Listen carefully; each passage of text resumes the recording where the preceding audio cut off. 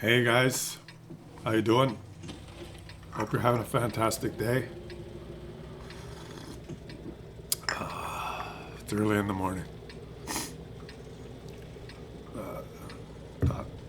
If I can't sleep, why don't I get up and do my daily video? I have no idea what's gonna happen.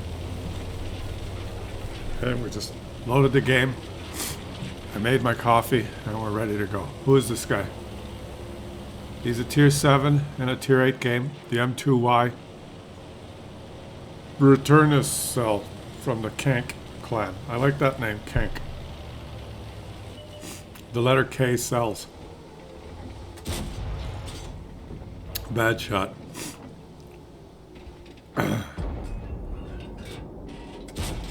Bad shot.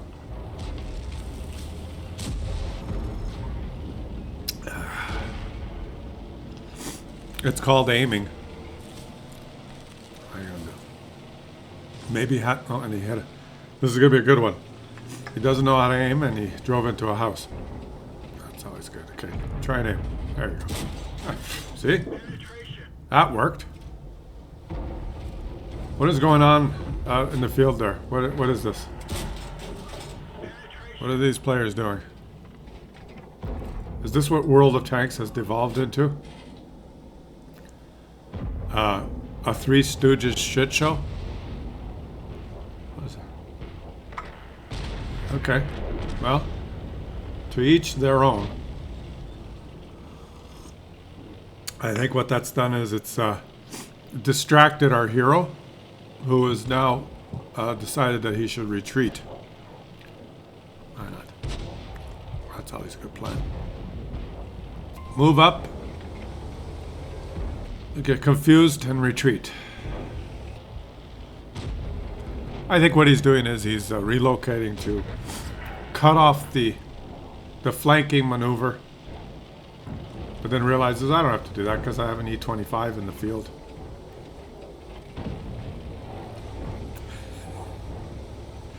Let's just drive backwards. Oops, no, what's that? This is a good position.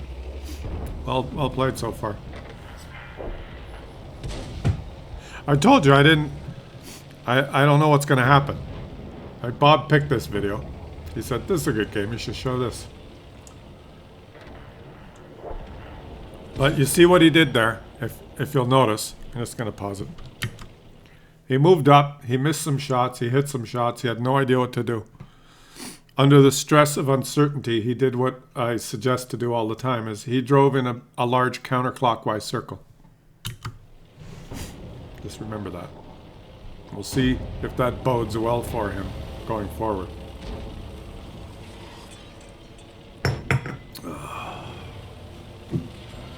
Okay.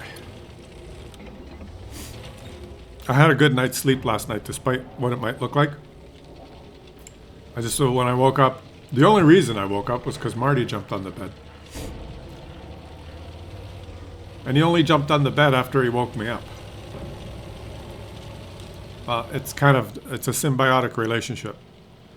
It's like 5:45 in the morning, and usually at night he starts on the bed, and then like I move around and I kick him and he gets off, and he sleeps on the ground. He has a little bed on, he likes to come on the bed just like, oh, it's bedtime, but then he gets off and he sleeps in his little bed on the ground. Today at about 5:45, and he does this at various times every morning. He knows he's not allowed back on the bed. But he goes and sits right by the edge of the bed, like I'm like this. Right? And he plants himself on the ground, and he starts going like this.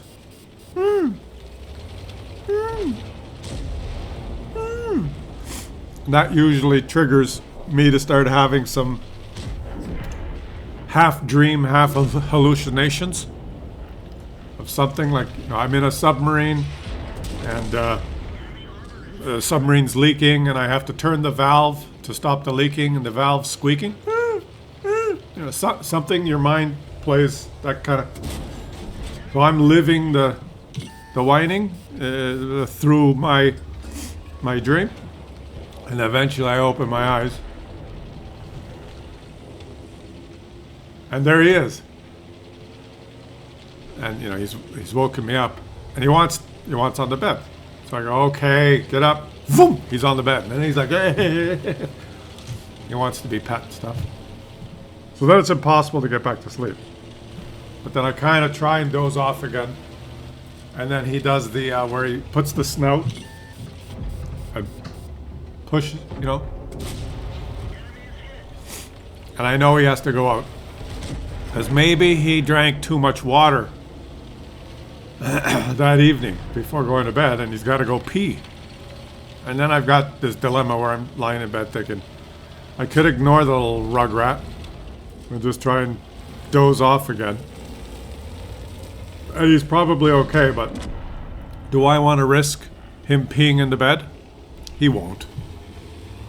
He learned after one day that there's no peeing allowed in the house. But then I feel bad for him, so I get up and I put this on. That's all I'm wearing, is this. That's why I'm not tilting the camera further down.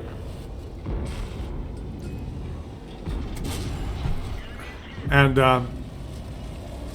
then I let him out. And he goes into the forest and he pees. And so he pees. And then he's full of energy, and I let him back in. And the next thing he wants is to be fed.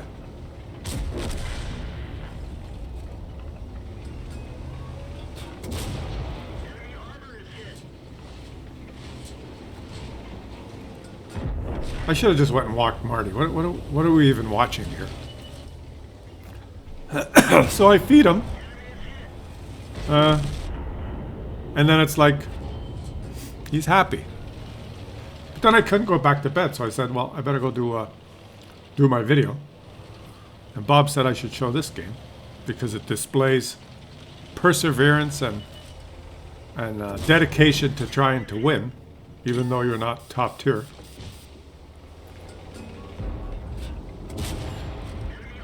And that's exactly what we're watching. Dedication and perseverance in trying to win. I think also what we have is a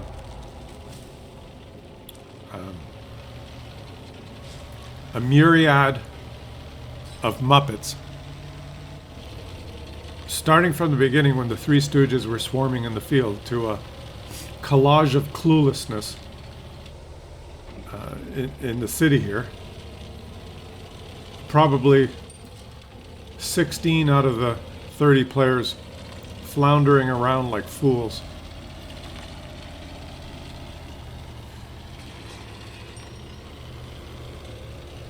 I guess that all that's left now is a Bodask who can shoot this guy twice and kill him with 2 shots. And this guy could kill the Bodask with 1 shot. So the Bodask has moved far away to use his stealth. What are the chances that the Bodask will do things properly and outsmart this player and win, and then we can all have a laugh. Ha ha ha, you were trolled. Go back to bed. What do you think is going to happen? My coffee's slowly starting to permeate. My body's absorbing the caffeine. This must be bad for you. I'm going to stop drinking coffee. That's it. I've decided right now. I'm going to go cold turkey, no more coffee. I'll wake up in the morning and I'll have, what is that stuff? Green tea. That stuff that tastes like grass clippings. Because if you poured warm water on grass clippings. This guy in the heavy tank is doing anything. The only thing he can do when he's facing an enemy that's very stealthy that could shoot him at long range is he's leaving cover and driving into the field. That's always the best thing to do. Because if the Bodask moves in a position in the field where he can use his stealth, this is the best strategy for him. Because you wouldn't want to stay in the city where there's cover, where the Burask would have to engage you at close range and might be able to get one shot off, and then you could react and kill him. You want to move into the field so that he can spot you from 400 meters away and kill you without you even be able to counter detect it. That's what you want to do. Right? The only thing that he can do to improve his situation is to take the low ground somewhere. But here he goes. He's going to drive to the edge of the map. At least he knows now he can't be flanked on his right side. And he's going to wait. Where is he going to wait? Maybe in a bush. That you don't possibly being inside a bush would be an interesting thing to do. Do you think going inside a bush might be a bush could be your friend right now. Let's see if he does it. There's a really big bush right there. You see that big bush right there on the little knoll? The grassy... Doesn't want to be on that. You wouldn't want to take a bush that's in the high ground. Take a bush that's in the low ground. That's a good plan. That way you'll be able to see him coming.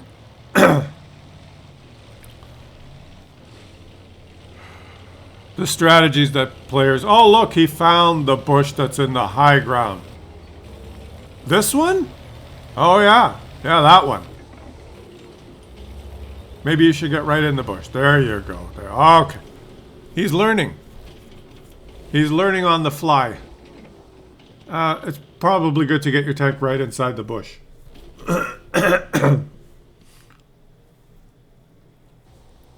And now just... and now we play the waiting game.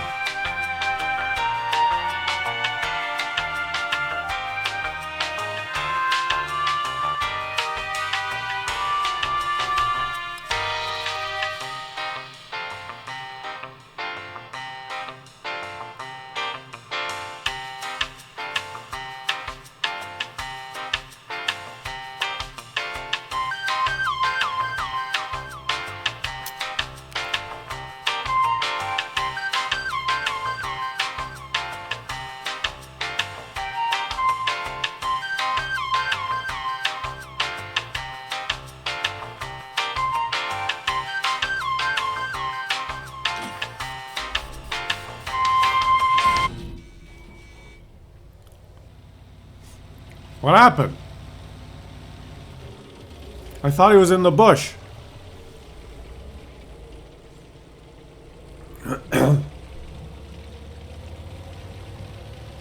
I guess Wargaming didn't program that bush.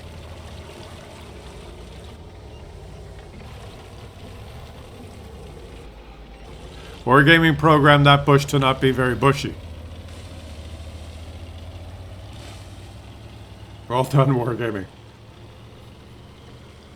That bush only works if you're a premium tank or a World of Tanks Plus holder. That's a great idea. That's the next step for Wargaming. That's their next step. If you have World of Tanks Plus, the bushes have more concealment for you. The foliage is thicker. Would you like to buy more foliage? You charge for everything else, Wargaming. How come I just woke up from a slumber ready to insult Wargaming? It must be embedded in my blood. Oh, look, it's a Burask. The Burask should probably learn to use bushes, right? It would have maybe helped him to use a bush. And so ends the shit show. And we can just, you know, well done, I guess. I'm just going to go back, lie down and maybe do a little bit of a snooze before